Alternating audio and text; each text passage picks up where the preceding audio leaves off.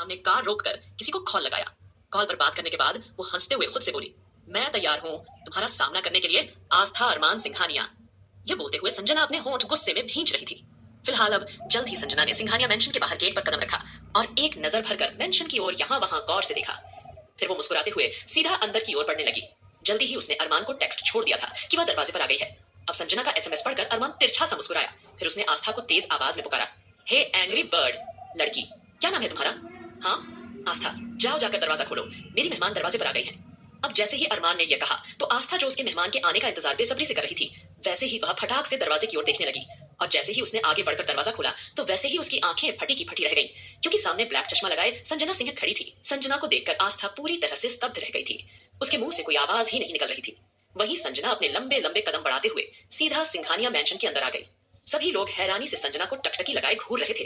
तभी अरमान हल्का सी स्माइल करते हुए तुरंत संजना के पास आया और उसके कंधे पर हाथ रखकर दादाजी की तरफ देखकर एकदम से बोला, दादाजी, आपको शुरू से मुझसे एक शिकायत थी ना कि मैं शादी के लिए तैयार नहीं था, पर अब मैं आपकी जानकारी के लिए बता दूं कि मैं अब शादी करने के लिए पूरी तरह तैयार हूँ। इससे मिलिए, ये है मेरी गर्लफ्रेंड संजना सिंह। अब जैसे ही अरमान ने इस तरह से संजना सिंह का इंट्रोडक्शन दिया तो सब लोग एक दूसरे की शक्ल आश्चर्य से देखने लगे और सबकी आंखें शौक से खुली की खुली रह गई। उन्हें अपने कानों पर यकीन नहीं हो रहा था। वही आहान और ध्रुव के चेहरे पर अविश्वास के भाव साफ साफ दिख रहे थे। नानी माँ ने अपना चश्मा लगाकर संजना की ओर गौर से देखा तो वह भी आस्था की तरह अपनी जगह जमीन की जमीन रह गई। नानी माँ की हालत ऐसी हो गई थी मानो जैसे वह पत्थर बन गई हो। वहीं संजना ने सभी को औपचारिक तौर पर हाय हेलो किया और दादाजी के पैर छूकर सीधे अरमान को सबके सामने गले से लगा लिया। फिर अरमान से मुस्कुराते हुए कहा, हाय डार्लिंग, कैसे हो तुम? अब जैसे ही आस्था ने संजना को अरमान के गले लगते हुए देखा तो उसे ऐसा लगा मानो जैसे किसी ने उसकी आत्मा को उसके शरीर से अलग कर दिया हो। उसका दिल तुरंत कस गया जैसे किसी ने उसे जोर से निचोड़ दिया हो। वहीं आकाश और सुमित दोनों कंफ्यूजन में अरमान की ओर देखने लगे। उन्हें यकीन ही नहीं हो रहा था कि अरमान ऐसी कोई हरकत करेगा और एक लड़की को बेपरवाही से सीधे सिंघानिया मेंशन में ले आएगा। तभी अरमान की नजर एकदम से आस्था के चेहरे पर पड़ी। आस्था के चेहरे के एक्सप्रेशन देखकर अरमान के दिल को सुकून मिल रहा था। उसने तुरंत ही आस्था की ओर देखकर गहरी और कड़क में कहा, यहाँ खड़ी खड़ी क्या देख रही हो, जाओ जाकर खाना लगाओ। अब जैसे ही अरमान ने संजना के सामने ये ऑर्डर दिया तो आस्था का शरीर पूरी तरह से जड़ हो गया। उसके कानों तक अरमान की आवाज जैसे पहुंच ही नहीं रही थी। उसकी आंखों के सामने तो बार बार वही दृश्य घूम रहा था जब संजना ने अरमान को गले से लगाया था।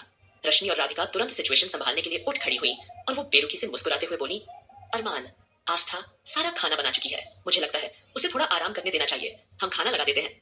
यह कहकर दोनों फटाक से किचन में चली गई और डाइनिंग टेबल पर खाना लगाने लगी। अरमान ने खुद संजना के लिए कुर्सी खींची और उसे बैठने के लिए कहा, फिर अपने हाथों से उसकी प्लेट में खाना सर्व करने लगा। सब लोग अपनी आंखें मल मल कर यह दृश्य देख रहे थे। किसी के मुंह से एक शब्द तक नहीं निकल रहा था कि आखिर वो अरमान को कहे तो कहे क्या। अरमान केवल संजना के साथ अकेला बैठा हुआ था। जल्दी ही खाना सर्व करने के बाद जैसे ही संजना ने खाना खाना शुरू किया तो अचानक ज्यादा नमक मिर्च होने के कारण उसे जोरों की खांसी आने लगी। अरमान ने तुरंत ही उसकी कमर को सहलाया और उसे पानी का गिलास दिया। अब यह दृश्य देखकर सब लोग की आंखें गुस्से से सुलगने लगी और सब आपस में इशारे करने लगे। किसी को कुछ समझ नहीं आ रहा था। सबकी नजरें बार बार आस्था पर जाकर ठहर रही थी। सबको आस्था के लिए बहुत ज्यादा बुरा लग रहा था। न जाने इस वक्त आस्था के दिल पर क्या बीत रही होगी। किसी ने सपने में भी नहीं सोचा था कि अरमान ऐसी कोई हरकत करेगा और अचानक वो किसी लड़की को घर लेकर आएगा और उसे गले लगाएगा। ये सारी सिचुएशन हर किसी के लिए बर्दाश्त के बाहर जा रही थी। अचानक आस्था ने बेचैन होकर नानी माँ की ओर चिंता से देखा।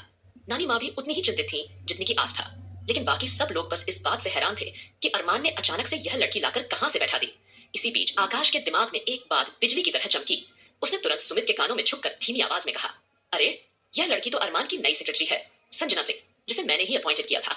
अब जैसे ही आकाश ने यह बताया तो यह सुनकर सबके दिल में अविश्वास की लहर दौड़ गई और वो सभी आकाश को हैरानी से देखने लगे। वहीं आहान तो आकाश को देखकर हल्की नाराजगी से बोल पड़ा, यह क्या आकाश भैया, क्या आप थोड़ी अच्छे से तहकीकात नहीं कर सकते थे? अरमान भाई की सेक्रेटरी बनाने के लिए थोड़ी कम सुंदर लड़की नहीं रख सकते थे क्या? और वैसे भी जब से हमारे भैया की यादें गई तब से हमारे भैया का दिमाग पूरी तरह से खराब हो चुका है। देखिए ना भैया किस तरह से सबके सामने अपनी नई सेक्रेटरी के साथ इश्क लड़ा रहे हैं। मैंने आज तक तो सिर्फ सुना था कि मोस्टली बिलियनियर बॉसेस का उनकी सेक्रेटरी के साथ अफेयर हो जाता है, लेकिन आज तो मैंने खुद अपनी आंखों से यह सच्चाई देख ली है। यह बोलकर उसने अपना माथा पीट लिया। वहीं अब सभी लोग आस्था को निराशा से देखने लगे। रौनक और वंशिका तो संजना को देखकर इस वक्त कुछ ज्यादा ही चिड़ी हुई थी। रौनक ने गुस्से में अपने होंठ भींच लिए और तीखी आवाज में कहा, मुझे समझ में नहीं आ रहा कि आस्था इस तरह से एक जगह बुत बनी हुई क्यों खड़ी है। ये जाकर इस चुड़ैल का मुंह क्यों नहीं नोच लेती। अगर किसी ने मेरे आहान की ओर आंख उठाकर देखने की हिम्मत की होती तो अब तक मैं उसके सारे बाल नोच चुकी होती और उसे पूरी तरह से टकला बनाकर पूरे शहर में घुमा रही होती। रौनक की बातें सुनकर वंशिका को एक पल के लिए हंसी आ गई, लेकिन वह भी इस वक्त सिचुएशन की गंभीरता को अच्छी तरह से समझ रही थी। वो संजना को देखकर हल्के गुस्से में बोली, तुम बिल्कुल ठीक कह रही हो। अगर मेरा पति ऐसा कुछ करता तो मैं उसे और उस लड़की को जिंदा नहीं छोड़ती। पास में खड़े आहान और ध्रुव भी वंशिका और रौनक की बातें अच्छी तरह से सुन पा रहे थे। उनकी आंखों में हैरानी साफ साफ झलक रही थी। तभी उन लोगों की बातों में रश्मि और राधिका भी शामिल हो गई और रश्मि गुस्से भरी आंखों से संजना को देखकर बोली, मुझे तो इस वक्त इस लड़की पर इतना गुस्सा आ रहा है कि जितना भी खाना आस्था ने बनाया है वो सब इसी पर उड़ेल दूं और उसे बड़ी मिर्च लगा दूं। उसकी इस बात पर राधिका धीरे से हामी भरते हुए बोली, हाँ, मेरा दिल भी कर रहा है कि इसके बाल पकड़कर इसका मुंह खाने में ही डाल दूं। अब जैसे ही राधिका ने भड़ास निकालते हुए यह शब्द कहे, वैसे ही सुमित के होंठ हंसते हुए हल्के से फड़फड़ाने लगे। वहीं रश्मि बोली, अगर मेरा पति मेरे सामने ऐसी कोई हरकत करेगा, तुम देखना, भले ही मुझे किसी को जहर देना अलाउड अलाउड ना हो, लेकिन मैं उसे खुद अपने हाथों से जहर वाला इंजेक्शन ही लगा दूंगी। अब रश्मि ने डॉक्टर वाली लैंग्वेज में जैसे ही यह बात बोली तो वैसे ही तीनों लड़कियों ने भी उसकी इस बात पर सहमति जताई। फिर चारों संजना और अरमान को खा जाने वाली नजरों से देखने लगी, क्योंकि अरमान जिस तरह से संजना को ट्रीट कर रहा था, यह बात उन लोगों को अंदर तक तपा गई थी। फिलहाल आस्था को अब समझ नहीं आ रहा था कि वह करे तो क्या करे। उसे ऐसा लग रहा था जैसे भीतर से उसके दिल को कोई खींच रहा हो, उसकी धड़कन मानो थम सी गई हो। यह सीन देखते ही उसकी आंखें पूरी तरह से कठोर हो गई थी। वहीं दादाजी और अभिमान जी दोनों पूरी तरह से स्तब्ध हो गए थे।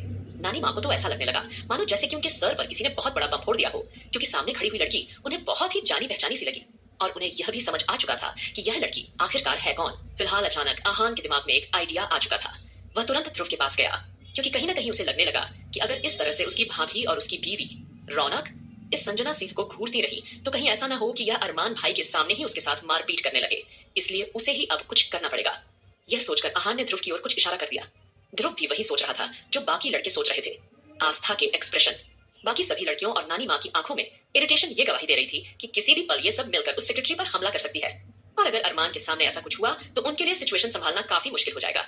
और वैसे भी अगर अरमान किसी लड़की के साथ यहाँ आया है तो इसके पीछे जरूर कुछ न कुछ कारण होगा। वहीं आकाश और सुमित भी ये जानना चाहते थे कि आखिर अरमान को अचानक किसी लड़की को घर बुलाने के पीछे की वजह क्या हो सकती है। इसीलिए सबसे पहले वे लोग उसके बारे में पता लगाना चाहते थे। लेकिन सबसे बड़ी प्रायोरिटी फिलहाल यह थी कि अरमान को यहाँ से कैसे हटाया जाए, क्योंकि अरमान तो उस लड़की यानी संजना को एक पल के लिए भी अकेला छोड़ने के लिए तैयार ही नहीं था। तो सबसे पहले वे लोग संजना और बाकी सबका पॉइंट ऑफ व्यू जानना चाहते थे कि आखिरकार यहाँ हो क्या रहा है। फिलहाल आहान की नजर जल्दी ही अभिमान जी की गोद में बैठे अंश पर पड़ती है। अब क्योंकि यह सारी बातें अरमान को लेकर डिस्कस हो रही थी तो उसे याद आया, जब पिछली बार अंश रो रहा था तो अरमान को यह बात काफी ज्यादा इफेक्ट कर रही थी। ये सोचते ही आहान के दिमाग में एक आइडिया आया और वह जल्दी से अंश के पास गया और उसे गोद में लेकर उसके कानों में फुसफुसाने लगा, मेरे बच्चे, मेरे भतीजे, मेरे चैम्प, मेरे फ्यूचर डॉक्टर, तू तो मेरा अच्छा बच्चा है ना। अब तुझे ही इस सिचुएशन को संभालना होगा। तेरे डेविल डैडी को कुछ देर के लिए उस लड़की के पास से हटा दे, कुछ भी कर, और अपने डेविल डैडी को संजना के पास से हटा दे प्लीज। लेकिन आहान की बातें सुनकर अंश हंसने लगा। आहान ने उसे हंसते हुए देखकर अपने सर पर हाथ मार लिया और फ्रस्ट्रेट होते हुए बोला, मैं ये कैसे भूल गया कि यह कोई मामूली बच्चा नहीं है बल्कि यह डेविल किंग का बच्चा है। यह इतनी आसानी से मेरा साथ नहीं देगा। तब आहान ने कुछ सोचते हुए एक बार फिर जल्दी से अंश के कानों में सरगोशी करते हुए कहा, देख, अगर तू मेरी बात मान लेगा तो मैं तुझसे वादा करता हूँ कि मैं तुझे इस दुनिया की सारी महंगी से महंगी स्पोर्ट्स कार दिलाऊंगा। लेकिन इस बार भी अंश आहान की बातें सुनकर और खिलखिलाकर हंसने लगा। अब यह देखकर तो आहान एकदम दंग रह गया और वो परेशान होकर सोचने लगा कि यार अब क्या किया जाए, ऐसा क्या किया जाए जिससे अंश रोने लगे। क्या मैं इसे थोड़ा सा नोच दूं या फिर उसकी चिकोटी काट लूं ताकि वह रोने लगे? नहीं नहीं, मुझे अंश से बहुत प्यार है। मैं ऐसे कैसे अपने चैम्प को नुकसान पहुंचा सकता हूँ? इसके ऊपर एक मक्खी का बैठना मुझे पसंद नहीं है, तो भला मैं उसे खुद से चिकोटी कैसे काट सकता हूँ? मैं ऐसा सोच भी कैसे सकता हूँ? कहीं ना कहीं कुछ सोचते हुए उसकी आंखें गोल गोल घूम रही थी और वह कोई और प्लान सोच रहा था कि उसे क्या करना चाहिए। उसने फिर अंश के कान में एक बार फुसफुसाते हुए कहा, देख मेरे चैम्प, अगर आज तू मेरी बात मानकर जोर जोर से रो देगा तो मैं तुझसे वादा करता हूँ तेरी जिंदगी की पहली गर्लफ्रेंड मैं तुझे पटवा कर दूंगा और इसमें मैं तेरी पूरी मदद करूंगा। अब यह सुनकर तो छोटा सा प्यारा सा अंश आहान को देखकर इस तरह का एक्सप्रेशन देने लगा मानो जैसे उसे आहान की बातें कुछ ज्यादा ही समझ में आ गई हो। और फिर अचानक उसने जोर जोर से रोना शुरू कर दिया। उसकी कमाल की एक्टिंग देखकर तो आहान ने भी अपने दांत भीतर दबा लिए और वो सोचने लगा कि अगर इसका बाप शेर है तो यह पक्का सवा शेर निकलेगा। उसी वक्त अंश ने और जोर जोर से रोना शुरू कर दिया था।